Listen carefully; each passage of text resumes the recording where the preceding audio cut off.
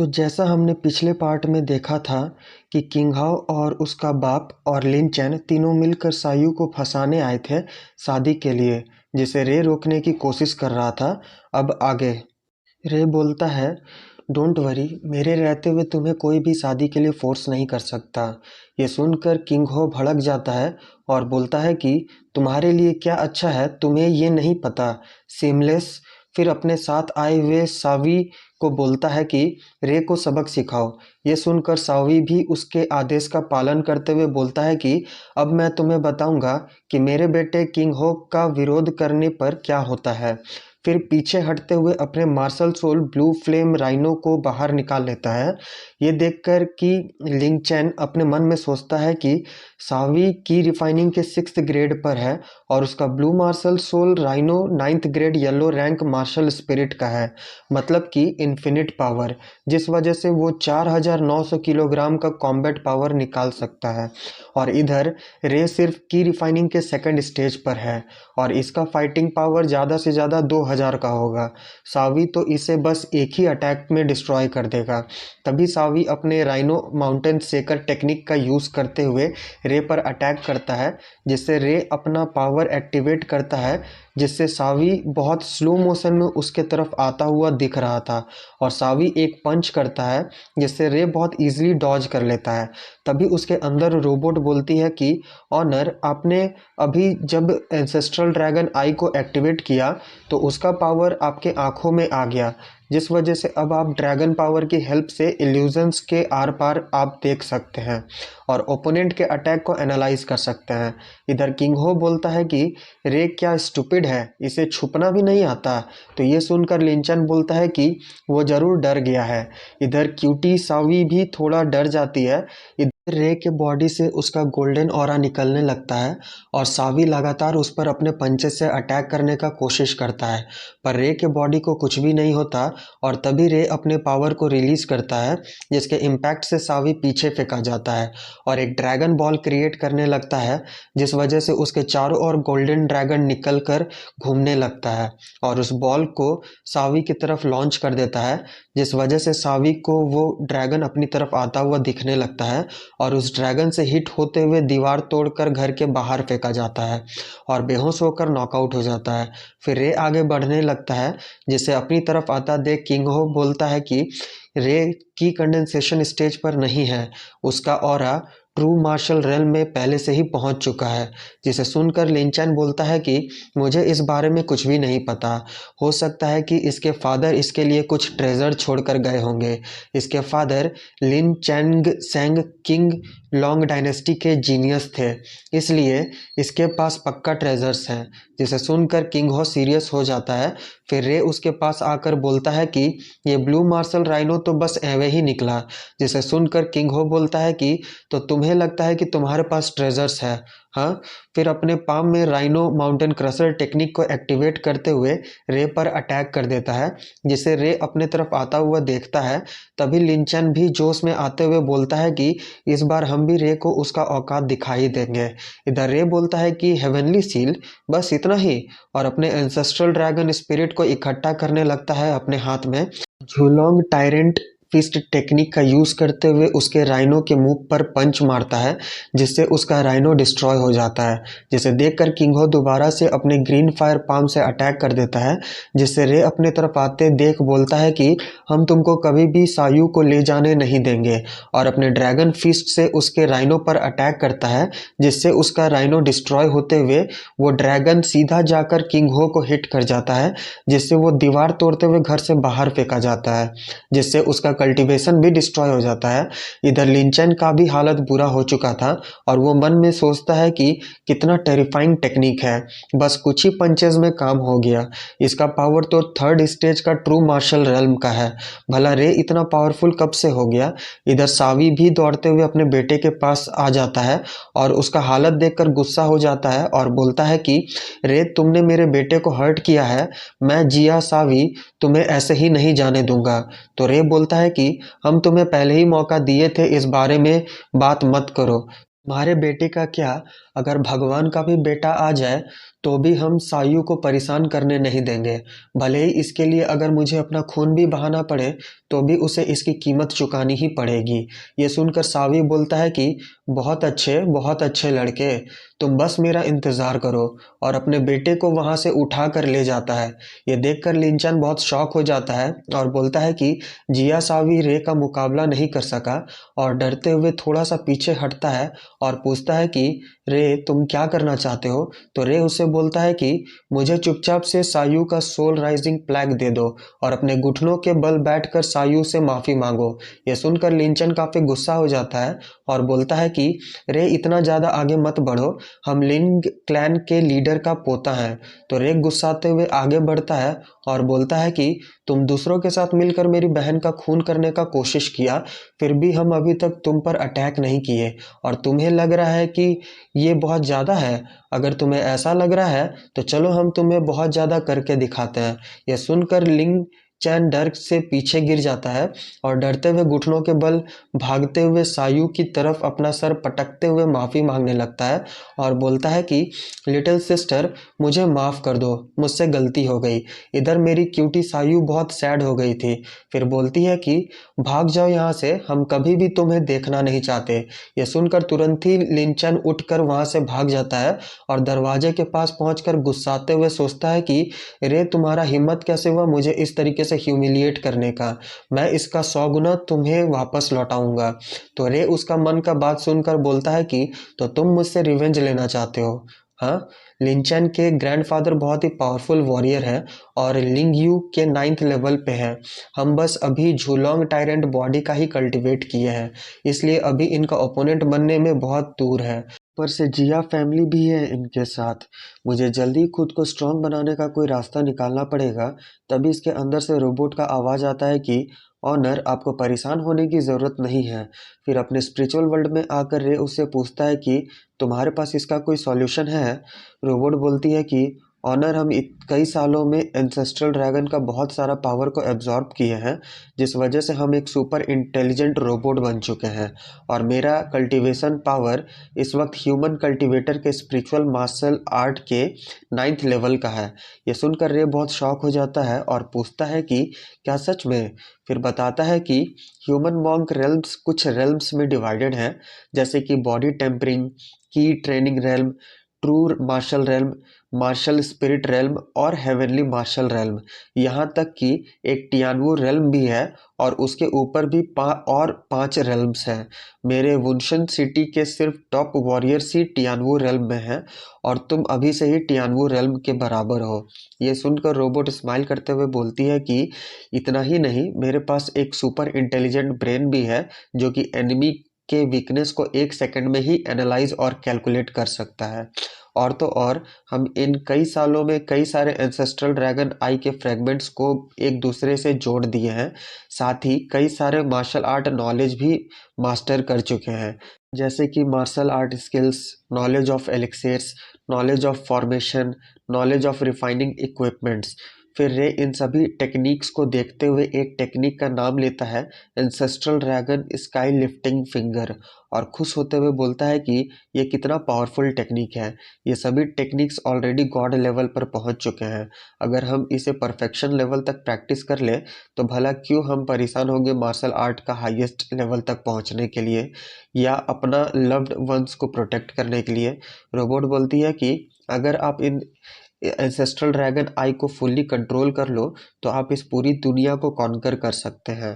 पर रे परेशान होते हुए बोलता है कि मेरा करंट कल्टीवेशन लेवल के साथ अभी भी मुझे एंसेस्ट्रल ड्रैगन आई को कंटिन्यू यूज़ करने में डिफ़िकल्टी हो रहा है, पर ये मेरे लिए ट्रम्प कार्ड साबित हो सकता है। मुझे इसे लाइटली नहीं लेना चाहिए, मुझे जल्दी से अपना स्ट्रेंथ को इम्प्रूव करना होगा। तो रोबोट बोलती है कि मास्टर ने सही कहा। फिर अपने स्पिरिचुअल वर्ल्ड से बाहर आ जाता है रे। तभी सायु पीछे से आते हुए पूछती है कि ब्रदर आप इतने पावरफुल कब बन गए। तो रे प्यार से उसके सिर को सहलाते हुए बोलता है कि सायु तुम्हारा भाई का ब्लड पावर आज ही अवेकंड हुआ है।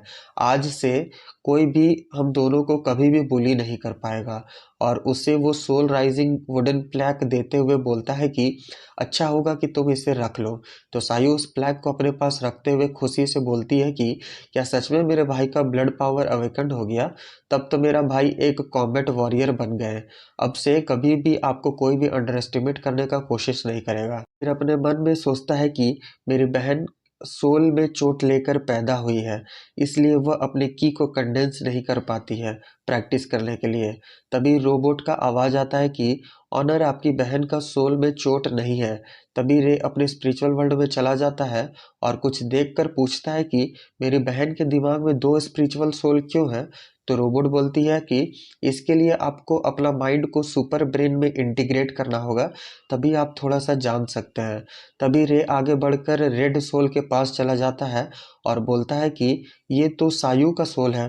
फिर जब ब्लू वाले सोल के पास जाता है तो पूछता है कि इसमें भी सायु का ब्रेथ है, पर ये कोई दूसरा पर्सन की तरह लग रहा है, ऐसा कैसे? रोबोट, थोड़ा सा डेटा एनालाइज करो तो।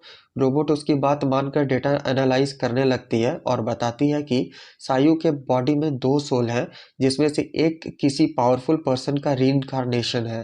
ये सुनकर रे बहुत सीरियस हो जाता है। फिर उसकी रोबोट बोलती है कि ऑनर, ये देखिए, ये झुलॉन्ग वर्ल्ड के बारे में कुछ इन्फॉर्मेशन है। ऐसा कहा जाता है कि कुछ पावरफुल लोग जिनके पास अमेजिंग स्ट्रेंथ है, वो सभी लोग नए तरीके से रीइंकार्नेटेड हुए हैं, इसलिए एक इंसान के अंदर दो सोल बना है। फिर रेड सोल के पास जाकर बोलती है कि ये सायु का ओरिजिनल सोल है, जो कि बहुत वीक है, बिल्कुल एक कोरा कागज की तरह। फिर ब्लू सोल के पास जाती है और बताती है कि ये सोल जो कि सील है, ये इसकी प्रीवियस लाइफ का सोल है। इसमें इसका प्रीवियस लाइफ का मेमोरी और पावर दोनों है। एक बार ये सील अगर टूट गया तो ये सोल अवेकन हो जाएगी और आपकी सिस्टर को बहुत ही पावरफुल और डिवाइन पावर मिल जाएगा, साथ ही अपने प्रीवियस लाइफ का मेमोरी भी। पर इसका अलावा अपने करंट सोल को भी ये खा जाएगी और इस बॉडी को डोमिनेट करने लगेगी। ये सुनकर रे थोड़ा परेशान हो जाता है और पूछता है कि क्या ये अभी भी मेरी बहन है? तो रोबोट बोलती है, थियोरेटिकली हाँ, पर ये कोई और पर्सन है। आपकी बहन के पास्ट लाइफ का सोल की ब्रेथ को देखिए, ऐसा लगता है कि ये कभी भी जाग सकती है। ऐसा लगता है कि आपकी बहन का सोल कभी भी इनके प्रीवियस लाइफ के सोल के साथ मर्ज हो जाएगी। ये सब सुनकर रे को बहुत ज़्यादा गुस्सा आ रहा था और बोलता है कि हम कभी भी अपनी बहन के सोल को इसके प्रीवियस लाइफ के सोल के साथ मर्ज नहीं होने देंगे। तभी सायु रे से पूछती है कि ब्रदर, आप मुझे इस तरह क्यों घूर रहे हैं? तो रे बोलता है, कुछ नहीं, बस सोच रहे थे कि हम तुम्हें इन सालों में कितना गलत समझे। तो सायु बोलती है कि हम प्रैक्टिस नहीं कर सकते, वरना हम अपने भाई के साथ मिलकर फाइट करते बुरे लोगों से। और बोलता है, सिली गर्ल, तुम बस अपने भाई का यूज करो दूसरों से लड़ने के लिए। तो सायु उदास होकर बोलती है कि अगर हमारे डैड यहाँ होते तो कोई भी हमें बुली करने की हिम्मत नहीं करता। फिर रे के गले लगते हुए बोलती है कि आई मिस डैड। तो रे भी उसे प्यार से गले लगाते हुए बोलता है कि तुम चिंता मत करो, हम जल्द ही हमारे फादर को ढूंढ निकालेंगे। तभी रोबोट उससे बोलती है कि सायु कल्टीवेट कर सकती है, इसके बॉडी में भी स्पेशल ब्लड है, पर स्मॉल डिटेक्शन के अकॉर्डिंग सायु का ब्लड लाइन आपके ब्लड से मैच नहीं करता। दैट मीन्स ये आपकी बायोलॉजिकल बहन नहीं है। तो रे उदास होते हुए बोलता है कि सायु मेरी बायोलॉजिकल सिस्टर नहीं है, इसे मेरे फादर ने एंशियंट फॉरबिडन लैंड से अडॉप्ट करके लाए थे। मेरे फादर मुझे छोड़कर चले गए थे जब हम 6 साल के थे, इसलिए मुझे सायु के बैकग्राउंड के बारे में ज़्यादा कुछ नहीं पता। तो रोबोट बोलती है, आई सी। वैसे ये देखिए, ये सोल रिफाइनिंग मेथड है। अगर सायु इसे प्रैक्टिस करती है तो इससे उसके सोल को स्ट्रेंथ मिलेगा, और तो और ये सिर्फ उसके ब्लड को स्टिमुलेट ही नहीं करेगा, बल्कि उसके प्रीवियस लाइफ के सोल के साथ मर्ज होने से भी रोकेगा। पर इसे प्रैक्टिस करने के लिए बहुत सारे हेवन एंड अर्थ का स्पिरिचुअल एसेंस चाहिए।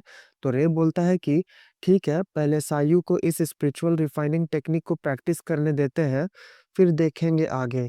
फिर सायु को बोलता है कि मेरे पास तुम्हारे लिए एक टेक्निक है प्रैक्टिस करने के लिए, जब तक तुम इसे अच्छे से प्रैक्टिस करोगी तब तक तुम्हारे सोल को ही सिर्फ स्ट्रेंथ नहीं मिलेगा, बल्कि तुम अपना कल्टीवेशन को भी स्टार्ट कर सकती हो। पर फिर उसके सिर के बीचों बीच अपना फिंगर को टच करके उस टेक्निक को उसके माइंड में पास करने लगता है। फिर पास हो जाने के बाद सायु उससे पूछती है कि ब्रदर, आपको ये मिस्टीरियस स्किल कहाँ से मिला? तो रे बोलता है कि ये हमारे डैड ने मेरे लिए छोड़ कर गए थे। सिली गर्ल, अब तुम जाओ इसे प्रैक्टिस करो। जब तक तुम इसे प्रैक्टिस करोगी तो तुम्हारा सोल को तो स्ट्रेंथ मिलेगा ही, साथ ही तुम अपने माइंड को कंसंट्रेट भी कर पाओगी। तो सायु बोलती है कि ब्रदर, हम बहुत हार्ड प्रैक्टिस करेंगे। फिर सायु वहीं पर बैठकर प्रैक्टिस करने लगती है, जिसे देखकर रे भी वहीं पर बैठकर प्रैक्टिस करने लगता है और फिर बोलता है कि ये सुप्रीम स्पिरिट रिफाइनिंग टेक्निक तो सच में हेवेंस के इच्छा के खिलाफ है। हम सिर्फ एक ही रात प्रैक्टिस किए और मेरा सोल पावर 30% से बढ़ गया। पर यहाँ पर हेवन एंड अर्थ का एनर्जी बहुत कम है। यहाँ का एसेंस तो हेवन एंड अर्थ के स्पिरिचुअल एसेंस का मुकाबले बहुत ज़्यादा कम है। ऐसा लगता है कि मुझे प्रैक्टिस करने के लिए टियानन चैम्बर जाना पड़ेगा। फिर स्पिरिचुअल वर्ल्ड में जाकर रोबोट से बोलता है कि मेरे लिए एक लो लेवल टेक्निक को निकालना। तो रोबोट भी उसका बात मानकर सर्च करने लगती है, जिसे देखकर रे बोलता है कि यहाँ पर तो कोई भी लो लेवल का टेक्निक नहीं है। तो रोबोट बोलती है कि मेरे पास सभी हाई लेवल के ही टेक्निक है और सबसे लो लेवल का टेक्निक भी स्पिरिचुअल लेवल का टेक्निक है। यह सुनकर तो रे बहुत ज़्यादा शॉक हो जाता है। फिर बताया जाता है कि एंशिएंट कॉन्टिनेंट में स्किल्स को कुछ भागों में डिवाइड किया गया है, जैसे कि yellow grade, mysterious grade, earth grade, heavens grade, spiritual grade, king grade और इंपीरियल ग्रेड। किसी भी क्लैन के लिए स्पिरिचुअल ग्रेड का स्किल काफ़ी है किसी भी एरिया को डोमिनेट करने के लिए। फिर कुछ स्पिरिचुअल ग्रेड स्किल्स को लिखने लगता है ताकि उसे बेच सके। फिर सीन शिफ्ट होता है और रे लॉन्गशन टाउन चला जाता है और बोलता है कि जो भी मॉन्क ड्रैगन ब्यूरियल माउंटेन जाते हैं स्पिरिचुअल एसेंस को ढूंढने के लिए, वो सभी यहीं पर आकर ठहरते हैं। यहाँ तक कि ये मॉन्क्स उन स्पिरिचुअल एसेंस और कुछ ट्रेजर्स को बेचते भी हैं इस टियानन चैम्बर में। हम उम्मीद करते हैं कि मुझे कुछ एडवांस ग्रेड का एलिक्सिर मिल जाए। तभी एक लड़की रे के पीछे से आती है और उससे बोलती है कि जेंटलमैन, मैं आपकी किस तरीके से मदद कर सकती हूँ? जिसे सुनकर रे बोलता है कि मेरे पास एक हेवनली मार्शल आर्ट टेक्निक है, हम कुछ स्पिरिचुअल एसेंस के बदले उसे एक्सचेंज करना चाहते हैं। जिसे सुनकर वो लड़की शॉक हो जाती है और बोलती है कि हेवनली मार्शल आर्ट। फिर उसे अपना साथ लेकर उस वीआईपी रूम में जाने लगती है। फिर रास्ते में उसे एक लड़की दिखती है, तो उसे बोलती है कि सायोलिन जाओ और मैनेजर लिंग को लेकर आओ। फिर एक आदमी को दिखाया जाता है जो शॉक होते हुए पूछ रहे थे कि ये किस फैमिली का सन है। तो उनके साथ जो एक आदमी था वो बोलता है कि रे लिन फैमिली का बेटा है। सभी वहाँ खड़ा है और एक ब्लैक जैकेट वाला लड़का बोलता है कि रे का लिन फैमिली तो डिक्लाइन हो रहा है, यहाँ तक कि हम खुद 1000 साल पुराना स्पिरिचुअल एसेंस को नहीं ले पा रहे हैं, तो भला इसे क्यों वीआईपी रूम में ले जाया जा रहा है? ऊपर से ये मैनेजर लिंक को भी बुलवा रहा है इसे रिसीव करने के लिए। क्या ये लोग स्टूपिड नहीं है? तभी सायोलिन सबको चुप करवा कर बोलती है कि मैंने अभी सुना है कि रे यहाँ पर हेवनली मार्शल आर्ट टेक्निक को बेचने के लिए आया है।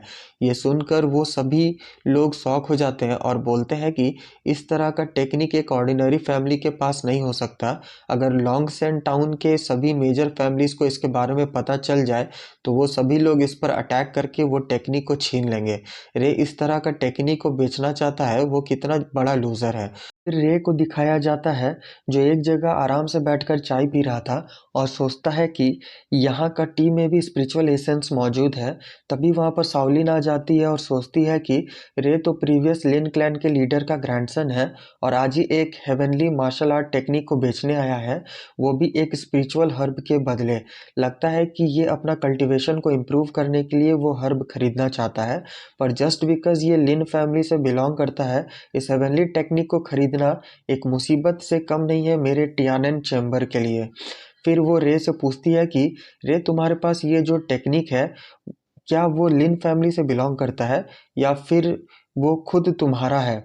तो रे जवाब देता है कि इस टेक्निक को मेरे फादर ने अपने अब्रॉड में ट्रेनिंग पीरियड के दौरान पाया था, तो तुम ऐसा बोल सकती हो कि ये टेक्निक मेरा ही है। भी किसी का हंसने का आवाज़ आता है और बोलता है कि अगर ये टेक्निक मास्टर रे से बिलोंग करता है तो मेरा टियानन चैम्बर एक अच्छे प्राइस के साथ इस टेक्निक को खरीदना चाहेगा।